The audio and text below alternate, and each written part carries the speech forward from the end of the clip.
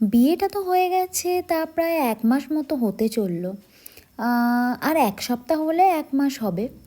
এখনও পর্যন্ত আমার বিয়ের ভিডিওগুলো এডিট করাই কমপ্লিট হয়ে ওঠেনি। রোজ এসে ভাবছি একবার করে যে আজ কিন্তু আমাকে এডিট করতেই হবে, কিন্তু কেন জানি না এই শীতটা এমন পড়েছে, মানে আমি ঠান্ডায় এতটাই জমে যাচ্ছি, কোনো কাজে আর হাতই পুড়ছে না।